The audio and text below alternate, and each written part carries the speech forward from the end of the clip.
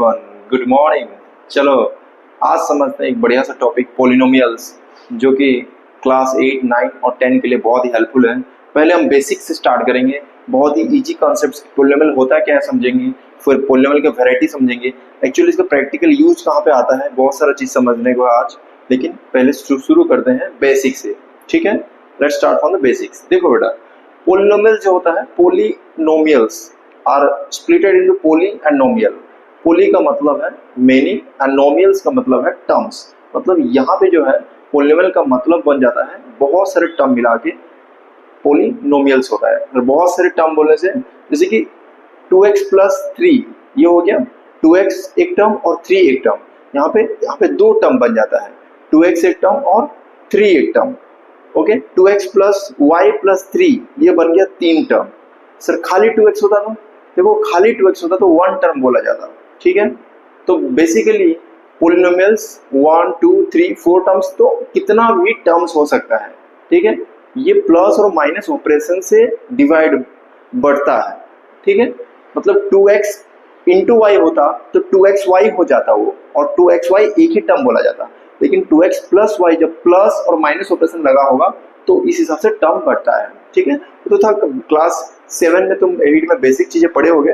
तो यहाँ पे जो है इसको शॉर्टली समझ लेते हैं कॉन्सेप्ट को कि पोलिनोमियल्स का कैसे डिवाइड हुआ है, ठीक है। पोलिनोमियल्स किसको बोलते हैं और पोलिनोमियल्स कौन सा नहीं बोलते हैं, उसका क्राइटेरिया जो है वो समझ लेते हैं। पोलिनोमियल्स का वेरिएबल में जो पावर होता है, मान लो 2x टू द पावर 3 है, ठीक है।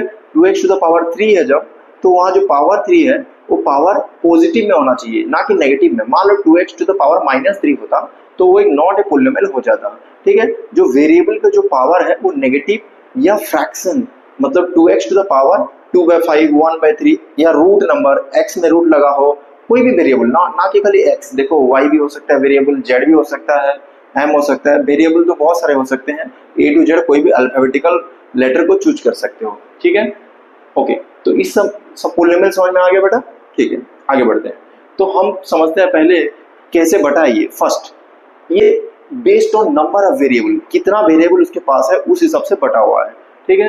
कितना वेरिएबल है बोलने से, मान लो किसी के पास एक वेरिएबल है, जैसे कि x एक ही वेरिएबल है, ठीक है। सर इसके बाद a लिख सकते हैं कि नहीं, a भी लिख सकते हैं, m भी लिख सकते हैं, t भी लिख सकते हैं। बस एक ही वेरिएबल जहाँ होता है उसको बोलते हैं यूनिवेरिएट, ठीक है।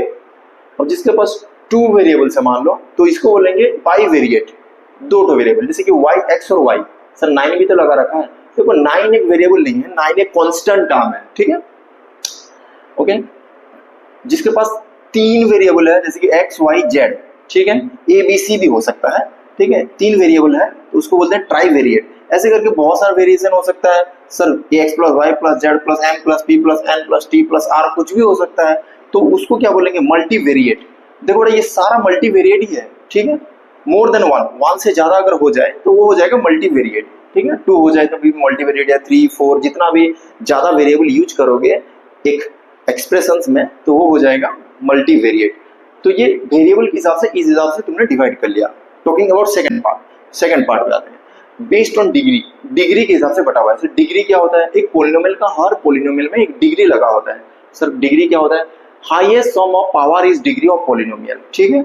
मान लो यहाँ पे तुम्हारा लगा रखा है x² प्लस 9, तो यहाँ पे जो है इसमें डिग्री जो है हाईएस्ट पावर, जिसका जो वेरिएबल का जो पावर हाईएस्ट सबसे बड़ा पावर होता है उसी को डिग्री बोलते हैं। जैसे इसका हाईएस्ट पावर 2 है। अच्छा सर ठीक है, और एक example, x² plus x4 plus 7, इसमें देख रहे हो हाईएस्ट पावर जो है 4 है, तो ये हो जाएगा पोलिनोमियल का डिग्री, ठीक है। ओके, और एग्जांपल देता हूं, x² plus x² y² plus y³, इसमें हाईएस्ट पावर क्या होगा, सर हाईएस्ट पावर 3 है, हाईएस्ट पावर तो इसमें 3 है, यहाँ पे रॉन्ग हो गया। हाँ, यहाँ पे क्या बोला है, sum of power is degree, sum of power का सम करना है। मतलब यहाँ पे x² y² है, इन दोनों पावर को जोड़ोगे 2 + 2 4 हो जाएगा। मतलब इसका डिग्री जो है 4 होगा, ना कि 3 होगा। समझ में आ गया। थोड़ा सा ये अलग अलग क्वेश्चन सॉल्व करने से तुम्हें समझ में आ जाएगा। पहले अगर डिग्री किसी का 0 है, सर डिग्री 0 भी हो सकता है क्या, जैसे कि कुछ कांस्टेंट नंबर 2 3 4, इसमें x ही नहीं है, सर x ही नहीं है तो मान लो 2 तुमने लिया है, तो 2 लिया है तो 2x टू द पावर 0 लिख सकते हैं कि नहीं, 2x to the power 0, x to the power 0 is 1, तो इसका डिग्री क्या हो गया 0। जैसे कि 3 भी हो गया, 3 क्या लिखना, 3x टू द पावर 0 लिख सकते हैं, ठीक है, तो x टू द पावर 0 लिख सकते हैं, इसका मतलब ये हो गया तुम्हारा डिग्री 0। आगे बढ़ते हैं, डिग्री 1 किसका हो सकता है, देखो डिग्री 1 जिसका डिग्री 1 होगा उससे बोलते हैं linear polynomial. Linear polynomial, linear वो किस फॉर्म में होता है, ax प्लस b फॉर्म में होता है, ठीक है, जिसमें a 0 नहीं हो सकता है, a 0 हो जाने से रॉन्ग हो जाएगा, x भी 0 हो जाएगा, इसीलिए a 0 नहीं हो सकता, a नॉट इक्वल टू 0 इसका क्राइटेरिया है। एक लीनियर पोलिनोमियल में डिग्री 1 होता है, ठीक है। एग्जाम्पल यहाँ देखो x प्लस 1, इसमें x में डिग्री 1 है। नंबर 2, क्वाड्रेटिक पोलिनोमियल किसको बोलते हैं, जिसमें डिग्री 2 होता है, जिसमें डिग्री 2 होता है, ax square plus bx plus c में क्या है, ये इस फॉर्म में रहता है और इसका a नॉट इक्वल टू 0 होता है, ठीक है। जैसे कि यहाँ पे एग्जाम्पल देखो, यहाँ पे x टू द पावर 2 हो गया, x स्क्वायर प्लस 1 हो गया, मतलब पावर 2 हो गया, पावर 2 हो गया, मतलब ये हो गया क्वाड्रेटिक में आ गया, ठीक है, ठीक है, ओके। नेक्स्ट क्यूबिक में वैसे क्या होगा, x cube plus b square plus c, highest power जो है वो 3 रहेगा, मतलब डिग्री जो है वो 3 रहेगा, ठीक है। ए नॉट इक्वल टू 0 यहाँ पे भी क्राइटेरिया बना रखा है, ठीक है। आगे बढ़ेंगे, अगर डिग्री 4 देखेंगे तो क्वाड्रेटिक पोलिनोमियल है, एग्जांपल नहीं दिया हूँ, यहाँ पे दे देता हूँ, मान लो x4 plus x square plus 1, ठीक है, ठीक है, x4 रहना चाहिए, बाकी कुछ भी होने से चलेगा। क्वांटिक मतलब डिग्री 5 होना चाहिए, मान लो x5 plus x cube minus 9, ठीक है, कुछ भी लिख सकते हैं, इस फॉर्म में लिख सकते हैं, ठीक है, ठीक है। इसमें b वगैरह 0 हो सकता है, c भी 0 हो सकता है, लेकिन a 0 नहीं हो सकता, इसका क्राइटेरिया है। अच्छा सर, एक स्पेशल बात करते हैं यहाँ पे, जीरो क्या होगा, जीरो क्या होगा, जीरो कौन सा पोलिनोमियल होगा, जीरो पोलिनोमियल होगा, तो इसका डिग्री क्या होगा, देखो यहाँ पे डिग्री क्या हो सकता है, डिग्री 1 हो सकता है, 0x2 भी हो सकता है, 0x3 भी हो सकता है, ऐसा क्यों सर, कुछ भी मल्टीप्लाई करो 0 तो बन जाएगा वो, ठीक है।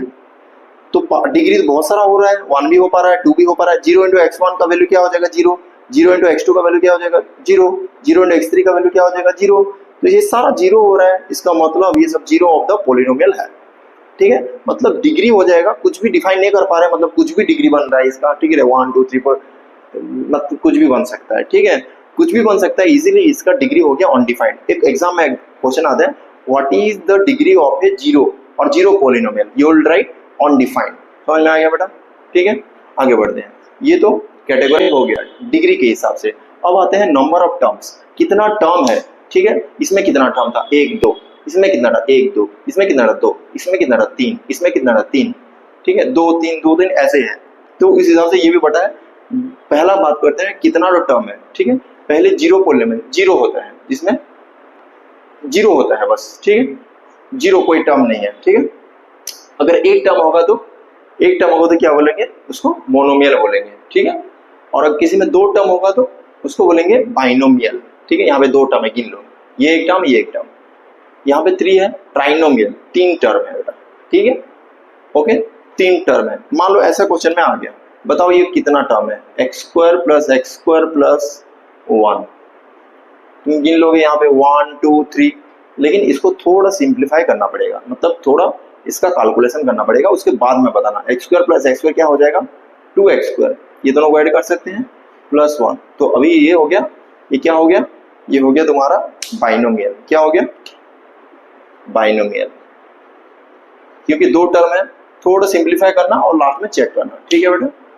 ट्राइनोमियल मतलब 3 टर्म, उसके आगे क्वाड्रिनोमियल और एनोमियल, कितना भी टर्म हो सकता है, कोई लिमिट नहीं है, जितना भी टर्म तक जा सकता है, ठीक है। समझ में आ गया पोलिनोमियल पूरा बेसिक चीजें क्या क्या होते हैं। इसके बीच में तो कन्फ्यूजन क्वेश्चन भी आ सकते हैं, will discuss later. Thank you so much.